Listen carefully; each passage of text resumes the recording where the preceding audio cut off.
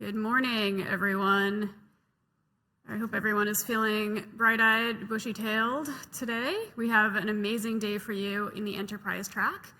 Today Grand Ballroom EF, which is your current location, will feature the enterprise track.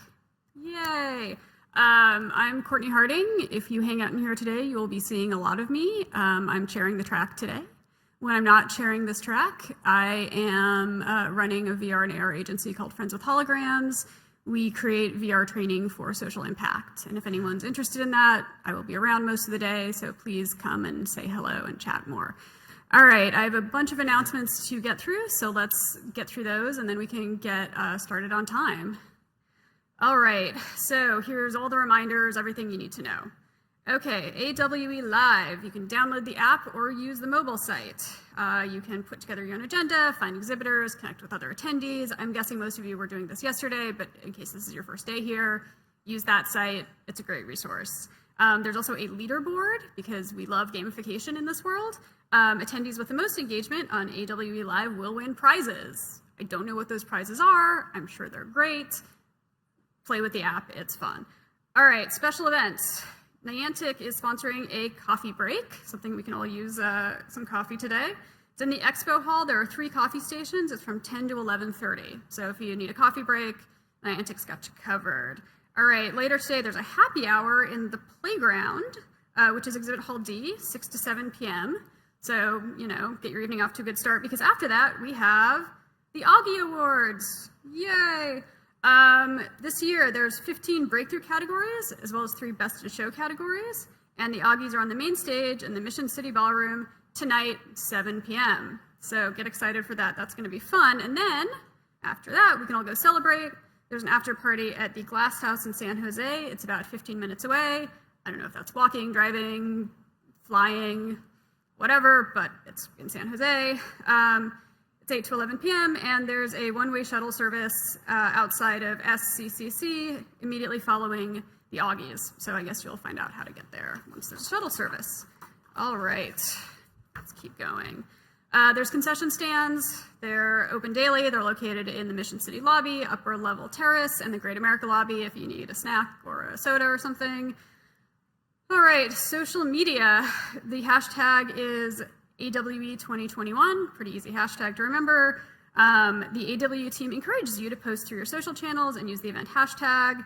And the AWE team is thrilled from all the posts on social media. So post, hashtag, all your socials, make everyone have really severe FOMO if they're not here. Sessions are being recorded and will be made available for all in-person and virtual attendees on the AWE Live platform after the event. So by being in this room, you consent to that. Expo hours. The expo is open today from 11 to 6 and tomorrow from 10 to 3. So make sure you go check that out. A lot of really cool exhibitors in there, a lot of fun toys to play with. And the Wi-Fi, if you haven't figured that out already, the attendee Wi-Fi is AWE_Wi-Fi. The password is welcome, ! All lowercase, ! All right, sponsors, and then we can get started. Okay, so thank you to our titanium and gold sponsors. Gold sponsors, Arbor XR, Care XR, a Xerox company, HP, Meta Materials, and Plug XR. So thank you to them. And a big thank you to our titanium sponsors, Niantic, Qualcomm, and Unity Technologies. So thanks to all of them for enabling this event to happen. All right, we're going to get started with the speakers in just a few minutes. Generally, speakers are going to do 20 minutes, and then we're going to have a 5-minute Q&A. Panels are going to have 45 minutes and 10 minutes for Q&A. So please, please, please don't do the thing where you come up and you say, I don't have a question, it's more of a statement, and then you ramble for 5 minutes. Not only is that boring and everyone's going to be mad at you, it's also going to keep us from staying on time. So questions are welcomed. I will have a microphone. I'll be standing over there as soon as the Q&A starts. Please come to me where I'm standing with the mic and feel free to line up. Questions are totally welcome. Just keep them short, simple, to the point, so that we can get as many questions answered and so that we can have great conversations. And let's see, I think that is about it. And it is exactly 10. So that's exciting. I'm going to try to keep this room on time as much as humanly possible today. So our first talk, this is a virtual talk. PJ Huff. He is the Executive Vice President and Chief Product Officer at Citrix. And this talk is The Alternative Futures of Work. Are you ready? So let's find out if we in fact are ready. And please give a warm welcome to PJ. Thank you. Thanks for that kind introduction, and good morning, everybody. Delighted to be presenting at AWE Live. I'm going to talk today a little bit about how we see some of the shifts occurring in the enterprise and technology, some of the opportunities it's creating, and some of the insight we're getting from some primary research we did with customers in this particular area. Let me start by first of all saying that no matter how you think about the last year and a half, it's been a learning experience for large organizations and their use of technology as they've dealt with all of the disruptions and figured out really how to work in incredibly different ways. I'm astounded at the success rate of our customers in leveraging technology they already had and applying new technology to really help them continue to deliver their businesses. But you know, it's not just the disruption didn't occur just at the office. It also very much occurred in our personal lives. And when I think about all the things that we managed to do online that we previously might not have done, including very basic and fundamental things like buying home office equipment to get work done, or maybe buying new entertainment systems because we were spending a lot more time in our homes. We managed to do a lot of that, online and with the support of technology. And in very subtle ways, we became augmented consumers.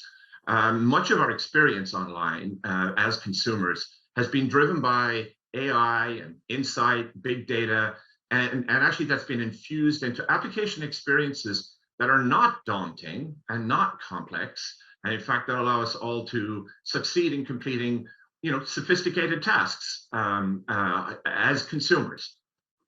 At the same time, I would argue that we've lagged behind inside the enterprise with regard to taking those same set of capabilities and redeploying them inside organizations to deliver new capabilities to our employees and new capabilities even to our customers in some cases. Now, what should that look like inside the enterprise? Well, clearly not identical to how it looks in the consumer world. And so what we did was we conducted a bunch of research with our customers where we asked them what they thought was going to happen, what they thought was most important. And I'm going to share some of those findings and what I think are some of the key implications from those findings. The study, by the way, is called Work 2035, and it's available on the citrix.com website. You can always contact me personally if you can't easily find access to it, but I think the research has some very interesting observations, and then I think how you apply it in your particular business or industry, I think there's a lot of food for thought there. Today, I'm going to cover several aspects of it as introductions into that research. I want to talk a little bit about disruption and how we are dealing with it in organizations and what disruption we see coming ahead, and also how that technology can play a role, not just as a disruptor, but in response to the disruption. I want to focus a little bit on what we're hearing from employees in large organizations about how they plan to use technology to empower their workforce, and really how we bridge the disconnects that we are starting to see between, I'll say, some of the concerns and fears people have around technology versus the opportunity that is creating inside organizations. Let me start with a couple of statistics. The first one is kind of an interesting statistic that most employees, professionals believe that by 2035, their organization will be spending more on technology and AI than on human workers. And of course, this is interesting for many reasons. One is it indicates the degree to which there's confidence in the use of the technology and that will have payoff. But I think there's some concern behind that number with regard to the relevance of employees compared to the investments that organizations will be making in technology. Now, I talked a little bit about disruption, and I'm not going to drill in great detail into all the ways that disruption affects our lives in large organizations, but I've classified here on the left what I think of as the keep the lights on disruptions that we all have to deal with, moving through some of the sort of market changes and secular forces that impact us, all the way to some of the big shifts in the way organizations and people think about their workforce and talent on the right. And they really are the much more opportunistic disruptions that are occurring right now. So I think if you take that insight that people have that technology is going to be a bigger part of the spend inside organizations, and you combine it with this set of quite exciting changes that are occurring, disruptions that are occurring in the marketplace, I think it creates big opportunities for organizations to figure out how to leverage that.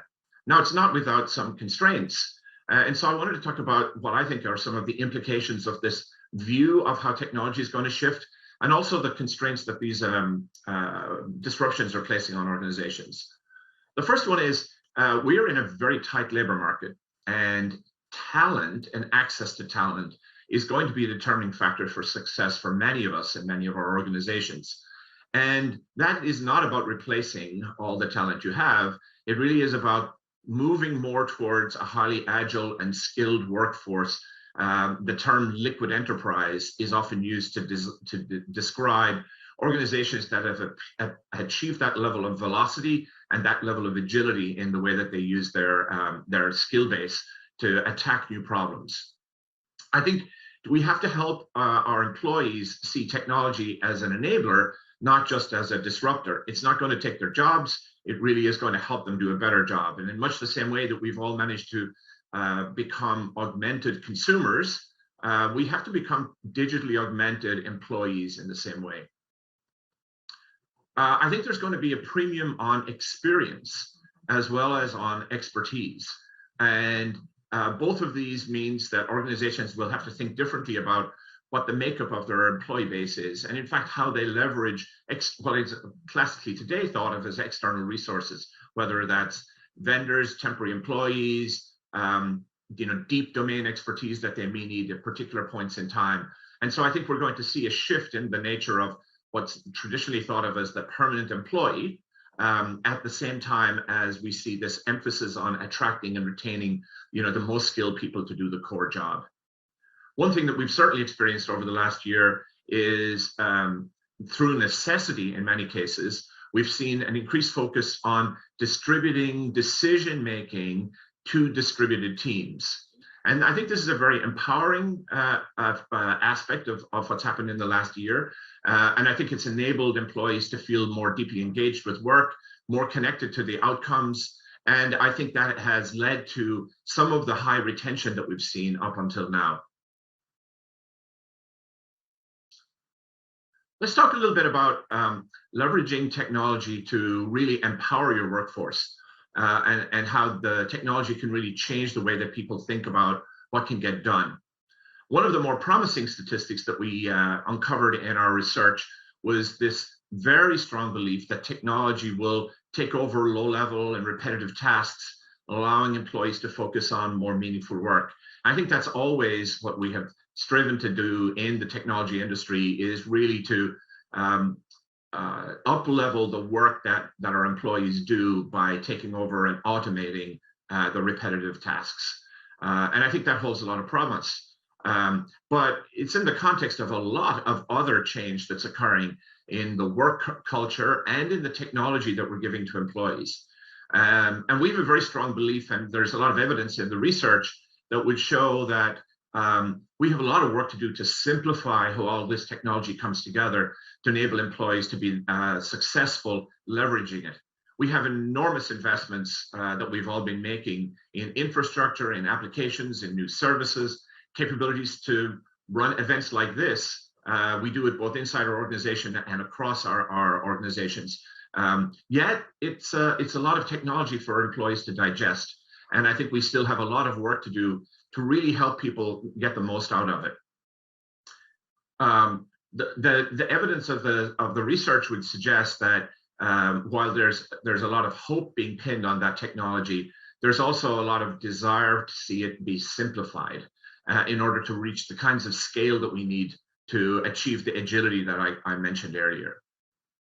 We also hear a lot from employees about consistency, this idea that when they work in a particular way, they want that to be consistent as they move between locations or move between devices or move between maybe in some cases even companies.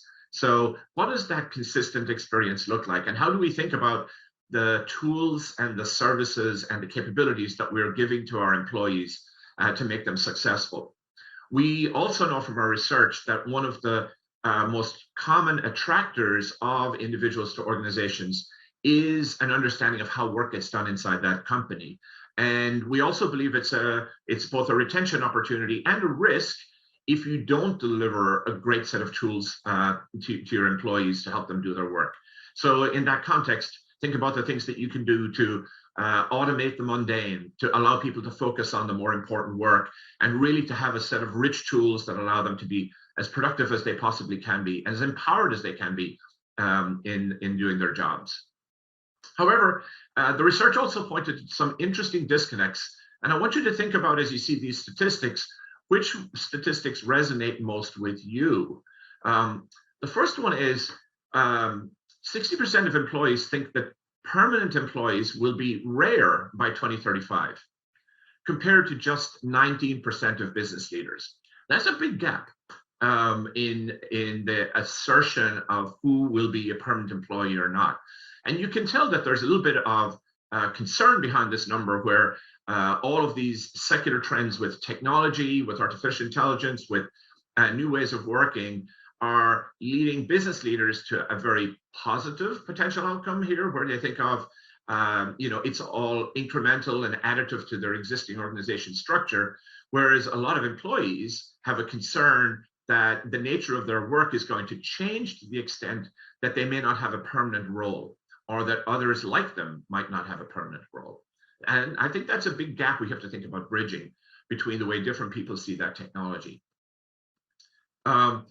The other statistic is that business leaders are much more positive and confident around the power of AI and workspaces increasing productivity, whereas employees, I think, see it as potentially another set of technologies that they have to learn, but that may not lead to the outcomes that business leaders necessarily aspire to for their organizations. So when we step back and think about what's the messages that come back from the data, we ask some open-ended questions, and we've managed, I think, to distill some insight from them. One of them is this notion and observation that the most successful companies in the world are very good at measuring what matters most to drive their business success. And we're at a time when I believe what's being measured needs to change. We need, as leaders and as organizations, to think about how we measure ourselves and what we view as our own success. The first question I think we all have to answer is, have we enabled our employees to succeed? Think about the multiple decades of effort that went into building the infrastructure that we all enjoyed in our buildings, in our offices, in our facilities, in our factories, and how all of that got dismantled, and we attempted to rebuild it digitally in a very short space of time. Amazing successes, of course, but we would be, I think, a little optimistic to think that we had gotten it all just right.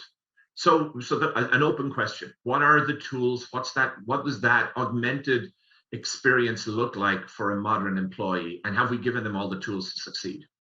The second one is, what are we measuring with regard to deliverables or effort?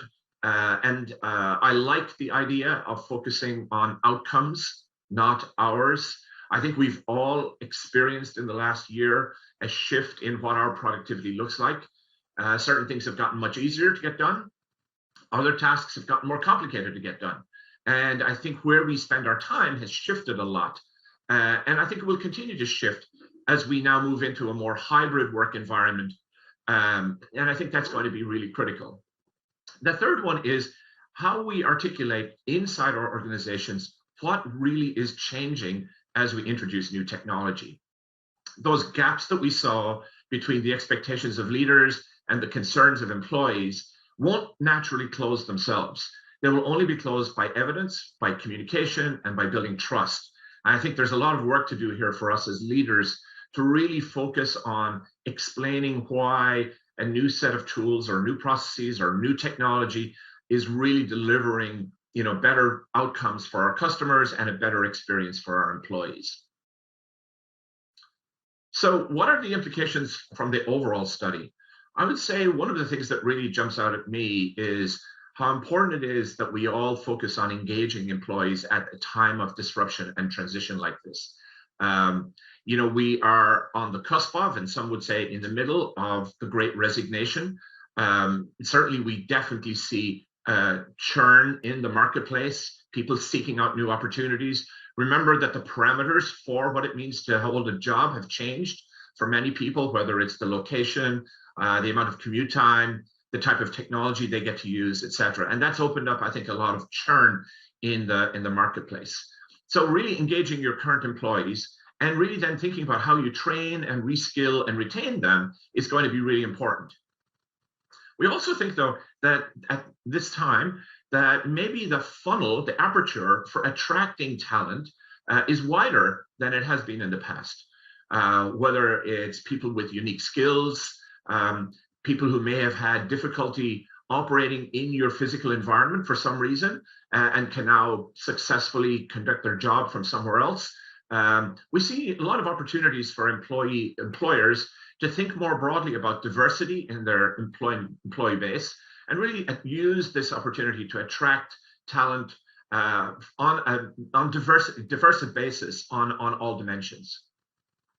And finally, we do actually envisage a shift in the buildup of gig work and specialized skills being used to augment the way that organizations think about their talent base. So this shift in technology, we think, is going to enable very dramatic changes in the way people think about their workforce and in designing work.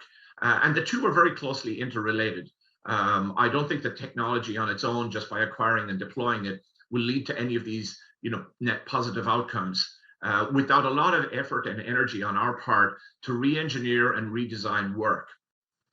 One thing that's very clear in my discussions with customers is that the last year has been an enormous period of enlightenment about what organizations need to do well, enlightenment about their talent and the power of empowering employees to do great work. And also, I think, a lot of insight into the power that technology, and particularly some of the technologies we're talking about at the conference here today, can really bring to deliver that highly engaged modern work experience to employees. Fundamentally, the message that I get when I talk to businesses is they tell me we're not going back to work, we're moving forward. And so this is organizations figuring out how to capture what they have done in the last year, maximize it, and use it as a new platform, a new base from which to move forward. I think it's very exciting for companies in the technology space, like us at Citrix and many of you, because I think it creates brand new opportunities and it shows a level of energy in large organizations to not just harvest the insights from the last year, but to focus them and reapply them into building businesses that succeed in the future. Thank you. And at the bottom of the slide here, for those of you that can see it, is a link to that study on the website. And I think I'm more or less on time. All right. Thank you so much, PJ. Hopefully you have a few minutes to stick around and do some Q&A. It looks like we've got about 5 minutes. So Does anyone have any questions? Anyone have any questions? You can come over here and I'll have the mic. You can just shout it out if that's easier. Raise your hand. Going once. Yeah. Here, I'll come over and meet you in the middle. Thank you so much for this talk. I think this was a really good layout and very, very tactical. Very, we can really apply some of these things. So thank you so much. My question is on measurement. You talk about the best companies measuring what matters most. Obviously, that probably changes a bit from industry to industry and company to company. But at a high level, you talk about measuring, the way that your employees can be successful through these tools that you've laid out. How do you suggest that be kind of put into practice for a company that maybe is in the world of consulting various different types of clients? So we work with new clients each time, and we kind of have different tools that we utilize for each client. So how do you kind of think about that in a way when the organization is kind of our culture, our outcomes are kind of based on what the client is expecting from us? I think that's a great question, and certainly I think one of the challenges that we see organizations struggle with right now, just to talk very tactically, is just trying to figure out what the heck their employees are doing. And I think maybe we had a misplaced sense that we had a better understanding when everyone was showing up in the office. At least we knew they were present. But I think there's a desire to really understand, not just for the purposes of inspecting what the employees are doing, but really from the purposes of, think about how organizations evolve. It's often by taking best practices and reapplying them. So I think this is going to be one of the key attributes of the new workspace experiences will be deep analytics. How do you, and not analytics for the purpose of inspection, as I said, but analytics in the same way that we get it today as consumers, where whether it's our favorite driving app learns our route home, or our favorite app starts notifying us of particular reminders because it knows that there are patterns in our behaviors. I think there's a lot of opportunity here for deep learning from the analytics as we use more digital tools.